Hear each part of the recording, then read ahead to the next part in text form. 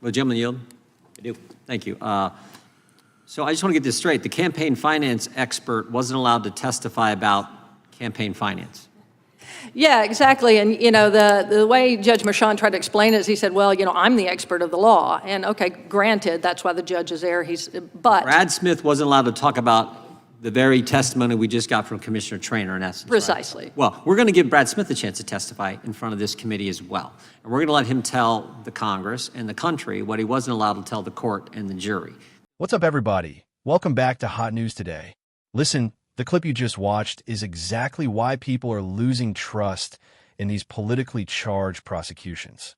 Jim Jordan absolutely nails it again, cutting right through the noise and exposing the absurdity of what went down in that courtroom. I mean, seriously, the campaign finance expert wasn't allowed to talk about campaign finance law. That's not just suspicious. That's straight up wild. This entire exchange shows exactly why Congress needs to step in, why oversight matters, and why voices like Jim Jordan's are essential right now. Before we jump into the full reaction, don't forget to hit that like button, subscribe, and turn on notifications so you never miss when we break stories wide open. This is Hot News Today. Let's get into it. Gentleman from Wisconsin is recognized. Thank you, Mr. Chair. Thanks for being here today. And I know we've been kind of going on. I'm trying not to rehash anything that's already been discussed, but Commissioner Traynor, is the Manhattan District Attorney's Office charged with determining whether someone violated the Federal Elections Campaign Act, or FECA? No, Congressman. That is exclusive jurisdiction of the Federal Election Commission and ultimately could be referred to the Department of Justice if it's found to be criminal. So certainly not the New York Supreme Court either, state Supreme Court? Absolutely not. No. So as you said, it's Federal Elections Commission. Was President Trump's alleged payment via Michael Cohen to Stephanie Clifford referred to the FEC? We did have several complaints related to it. And what did the FEC decide with respect to that referral? Well, ultimately, we deadlocked on a decision related to it, but the real factor in making the determination was the fact that the Department of Justice asked us to abate those proceedings so that they could conduct an over a year-long criminal investigation, which they determined there was no criminality in, and then they sent it back to us, and it was statute of limitations barred. So did the Justice Department also decline to charge the former president for charges related to FECA? They did. Right. And so the two agencies that are charged by Congress to determine whether President Trump's payment constituted a violation of FECA found no violation and took no enforcement action. Is that correct? That is correct. All right. Thank you very much. Ms. Foley, you argued in a recent Wall Street Journal op-ed that Judge Mershon likely denied President Trump a meaningful opportunity to be heard by denying the testimony of former FEC Chairman Brad Smith. Can you please elaborate a little bit on that? yeah, I mean, there's been a lot of sort of misreporting on what happened here.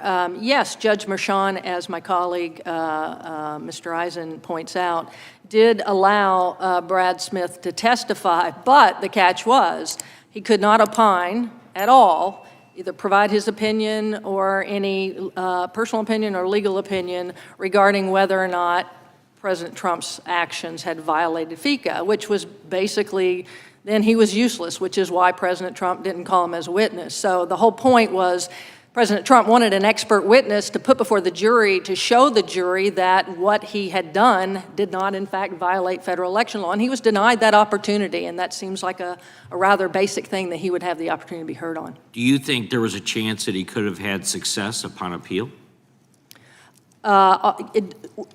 Will he have success on appeal of this? Yeah, sure, absolutely. I mean, the thing is that, you know, again, I agree with Norm on the fact that the bias issues are difficult to win because they get deferential standards of review.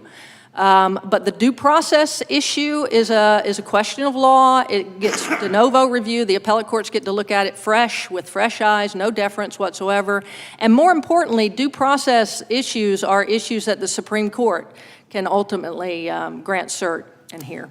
Right. So Judge Mershon also ruled that Michael Cohen's guilty plea for violating FECA was inadmissible at trial. Why do you think he made that ruling? I think we know, but... Well, because you can't basically taint one individual by the guilty conduct of another. Judge Mershon also ruled that DA Bragg could elicit testimony from Mr. Cohen about his guilty plea to impeach his credibility as a witness. DA Bragg then repeatedly made reference at trial in his office closing arguments to the jury about Cohen's FICA guilty plea. Did repeatedly subjecting the jury to this testimony essentially get around the judge's own ruling that Cohen's FICA guilty plea was inadmissible as substantive evidence? Yeah, I mean, that should have been reined in. That was President clearly Trump. trying to, taint one person through association with another who was guilty. They also did the same thing, I believe, with the CFO of Trump Organization. They made similar comments because he also entered a guilty plea. Very good. Weisselberg. Yeah. Thank you. I yield back. Okay, gentlemen yield? Will gentlemen yield? I do. Thank you. So I just want to get this straight. The campaign finance expert wasn't allowed to testify about campaign finance. Yeah, exactly. And, the way Judge Mershon tried to explain it is he said, well, I'm the expert of the law. And, okay, granted, that's why the judge is there. But Brad Smith wasn't allowed to talk about the very testimony we just got from Commissioner Traynor, in essence. Precisely. Right? Well, we're going to give Brad Smith a chance to testify in front of this committee as well. And we're going to let him tell the Congress and the country what he wasn't allowed to tell the court and the jury, because we think that's important. And the gentleman from Wisconsin was right on target when he was asking that question. All right, now that we've watched the full video, wow. Let's break this down because Jim Jordan and Congressman from Wisconsin just exposed something massive. First off, Commissioner Traynor clarifies something that should end half the media narratives by itself. The Manhattan DA has zero authority to determine FICA violations. The New York Supreme Court has zero authority to determine FICA violations. That power belongs exclusively to the Federal Election Commission and, in criminal cases, the DOJ. So when Congressman presses Traynor, and Traynor confirms that both the FEC and the DOJ looked into Trump's alleged payment and took no action, that's huge. Two agencies legally responsible for deciding this issue said either no violation or not prosecutable. And yet, somehow, a state prosecutor tries to revive it? That's exactly the point Jim Jordan drives home. He gets right to the heart of it. The system bent the rules to go after one man, and they did it by blocking the very testimony that could have proven his innocence. Then comes Miss Foley, and she lays it out plain. Judge Merchant technically allowed former FEC Chairman Brad Smith to testify, but with a catch so absurd it basically neutered his entire purpose. Smith was barred from giving any legal opinion, the entire reason he was relevant. That's like asking a surgeon to testify, but forbidding the surgeon from talking about medicine. Miss Foley calls it what it is, a due process violation. And Jim Jordan is absolutely right to highlight this. When you deny the accused the ability to present expert testimony on the law they're accused of breaking, it stops being a fair trial. That's not justice, that's choreography. And then, the Cohen situation? Judge Merchant disallowed Cohen's guilty plea as evidence, but then allowed the DA to use it repeatedly to tarnish the environment in the jury's mind. Foley is clear that should have been shut down. That's prejudicial, not probative. The moment that hits hardest is when Congressman hits the conclusion. So the campaign finance expert wasn't allowed to testify about campaign finance law. Exactly. That single sentence sums up the whole problem. And Jim Jordan, right at the end, drives it home with that signature straightforward tone. They're going to bring Brad Smith before Congress and let him say publicly what the court refused to allow the jury to hear. That's accountability. That's oversight.